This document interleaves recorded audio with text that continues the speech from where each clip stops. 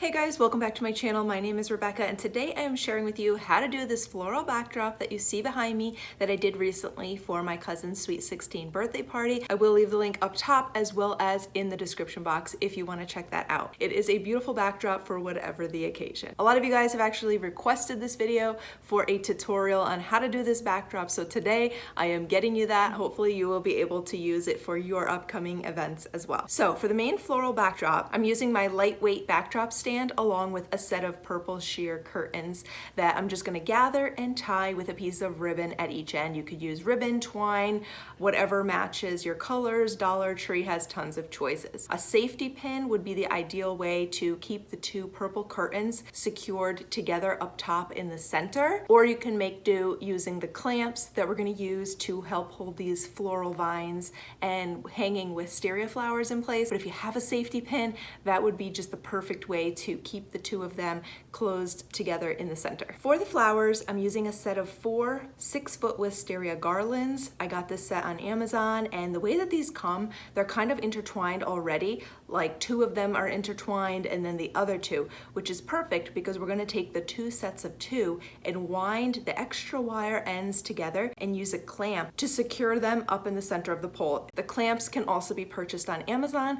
I have a set of like a lighter weight, cheaper clamp and a set of a more heavy-duty clamp. I definitely prefer the black one that's more heavy-duty and it has kind of like a rubbery tip. It's much better and works a lot better. It can hold more things on the pole and it's just a better clamp overall. The garlands look kind of cheap with the bright yellow stem, but like I said, they're just kind of providing the base for this whole thing for us to twist all the other larger individual wisteria pieces into. So don't worry if they look kind of cheap and cheesy right now, because you're not really even going to notice them once all of the other pieces and flowers are in. I think this looks best when you have a variety of shades of color.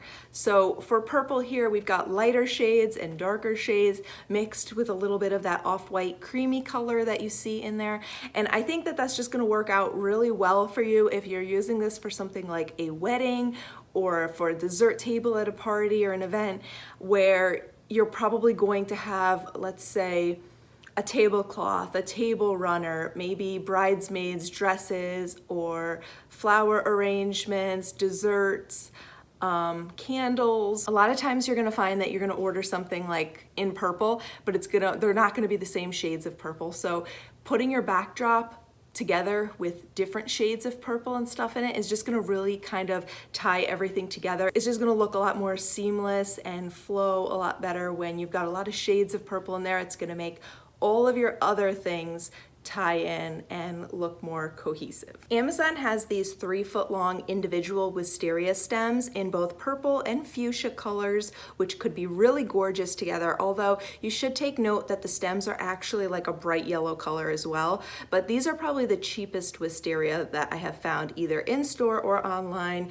The flowers are kind of like thin and kind of flimsy, and they're very long stems. They're actually like 3 feet long, I think, this full stem. So honestly, I didn't really want anything that long. It was gonna hang down a lot longer than the ones that you see behind me, and I wanted to see more of the backdrop and the purple curtains, and I didn't want like 3-foot long wisteria. So what I prefer using is this 15 stem bunch of purple wisteria. This one is also from Amazon, and you can cut them at this part here and have 5 clusters with 3 stems each, and they'd be a little bit longer this way. But what I'm gonna do is separate each stem where it connects here and just use my wire cutters to do that. And this way I've got 15 stems of flowers that I can twist into the wisteria garlands. And I think the price for these was pretty similar to the other ones that I just showed you when you compare like the price per stem. But I really like that this set of flowers has a deeper purple color and the stems are all actually green and not bright yellow, just because I think it makes it look a little bit more realistic. So the thing about this purple wisteria backdrop is that there is not one perfect way to do it.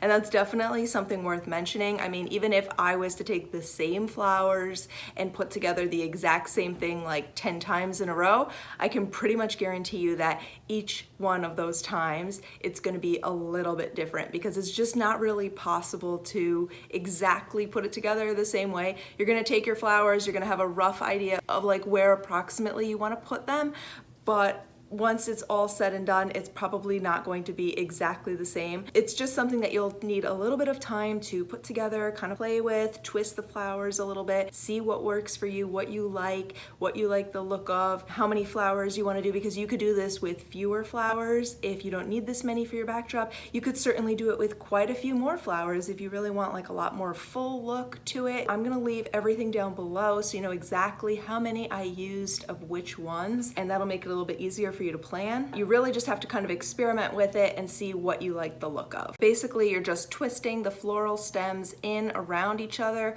or bending them and clipping them into the clamp. The ones from Hobby Lobby have a much longer stem, so with those you can kind of take the longer stem part and work it into where you have the clamps.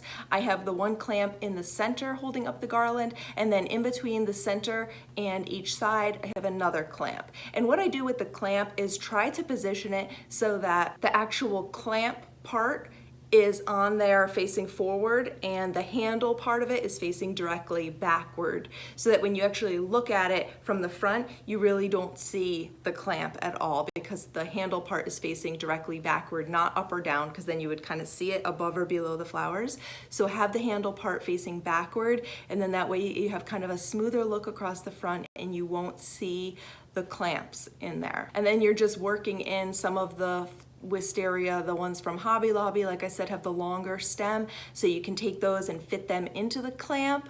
Otherwise, the other ones that have a shorter stem, we cut with the wire cutters from the ones from Amazon. Those ones you can take and just kind of twist the end or bend it and either hook it on the stem of another one or hook it into the Wisteria garland, or you can even twist it into the garland, because you can kind of bend and position these flowers a little bit, and you can certainly bend the stems of them. So that is what I do, and how I kind of anchor them in by making a little twist around the stem of another one that's either clamped in or tied in on the garland, and that way it's going to stay in place and they're all going to kind of stay in position. One thing I can point out for you guys is that I have a white one here, a white one here, a white one here, and then a white one over there.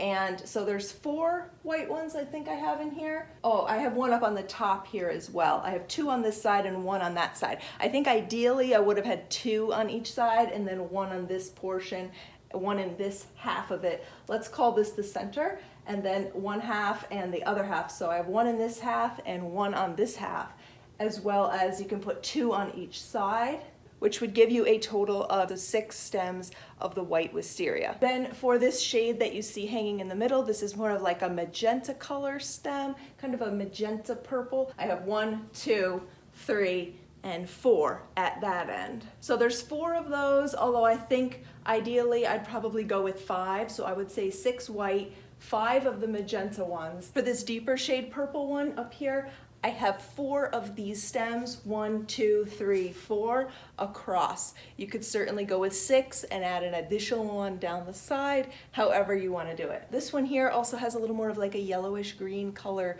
leaf to it. The flowers are a little more textured, and I have 1 over here and 1 in that half. So variety in the shades and textures of the purple is going to be key for this, and then go for a symmetrical look as much as you can. Whether that means equally across where they're all about the same length and then maybe longer on the sides, or if you want to angle it more where it's shorter in the center and then kind of arches down longer to the outside, you can do it that way too. So just try to keep it looking kind of even and balanced as you go along, and you can always pull one out and say, no, I don't really like it there, move it over and twist it in somewhere else, or use the clamp to hold it in. If you want to use, I have 3 clamps across the top, but you could easily do 1 more at each end. If this is your first time doing this, I would suggest giving yourself at least a couple hours to get this done. I think 3 hours is a good chunk of time to give yourself, just in case anything goes wrong or it takes you a little bit longer figuring out how to twist them in, or any other delays, cutting the flowers, positioning them. You don't want to be rushing at the last minute for your event. For my cousin's Sweet 16, it worked out really great because I was actually able to go and set this up the morning before the event. So we had plenty of time, there was no rush, and the more that you kind of play with the flowers and see where you want them to be, just twisting them in or positioning them, trying to get it balanced, step back, take a look and see what should I move where, which side is looking better.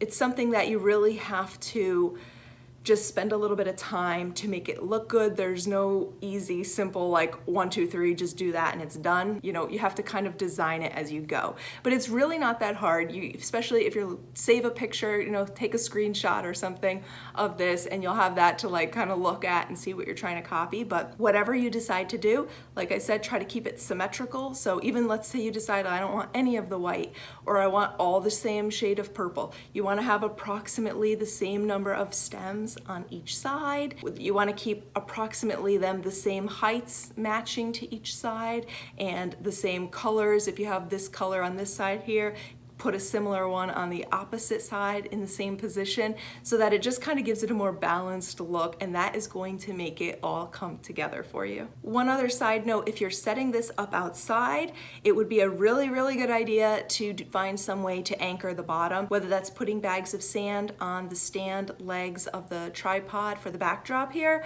or if that's hanging the sandbags on it, or even if it's anchoring it up, if this is going to be like up against some kind of wall or table or something like that, you might be able to anchor it to it. But that's a really good idea if you're using these purple curtains, because they literally act like sails, and if there's wind, it's going to catch the wind and just want to blow down for sure. It's going to want to totally blow away on you. If you're just doing it with the flowers, you might decide, you know, I just want to add some extra flowers in, make the flower part a little more full, and skip the purple curtains. And in that case, your stand is a lot more likely to stay up. I would still suggest you consider using some kind of sandbag or weight on it, just to make sure that it is going to stand if you're doing it outside and like a big gust of wind comes through. But it's a lot more likely to stay standing if it's just the flowers than if you have these curtains, because they just really, really catch wind. That leads me to one other thing I also wanted to mention. I don't have my twinkle light curtain with me today that I used for my cousin's Sweet 16. So with that one, on the white part of this backdrop, we had white twinkle lights. And all you need to do, if you want to do that, I'm using the heavyweight backdrop stand, and I have 2 long heavyweight solid white curtains on that one, and I have that set up behind the purple ones here, right? And all you need to do is take that twinkle light curtain. I'll leave it linked down below so you guys can see which one it is and check it out if you're interested. But all you need to do with that curtain is take the top strand, and it basically just has individual strands of twinkle lights hanging down, right? I think they go 9 feet long. You're gonna put 1 strand over the front, 1 strand over the back, 1 strand over the front, 1 strand over the back, and just keep alternating it that way. And that way the whole thing is just gonna lay down across the top and stay in position. And then you don't want to really see the wires, right? The ones that hang down on the front side of this white curtain. And the solution for that, for me doing a dessert table, this worked perfectly. All I did was take a set of 2 sheer white curtains and lay them over the top of the one in the back, the heavyweight stand that has those big white drape curtains on it, and lay it over top of the twinkle lights on there. They won't really come all the way to the floor, but that doesn't matter if you have your dessert table in front of it. So I'm hoping to actually do a fall backdrop, and I will try to show you guys more of how to do the lights in that video. In the meantime, I hope that this helps you out. Thank you guys so much for watching. I hope you've enjoyed this video. If you did, please don't forget to give it a thumbs up. I will have everything linked down below, so anything that you want to check out, what I used and how many of them and where you can find it, everything will be in the description box. And leave me a comment down below, any thoughts, concerns, questions. I love hearing from you guys, and I always do my best to get back to you and answer any questions as soon as possible. I love you guys, and I'll see you soon in the next one. Bye.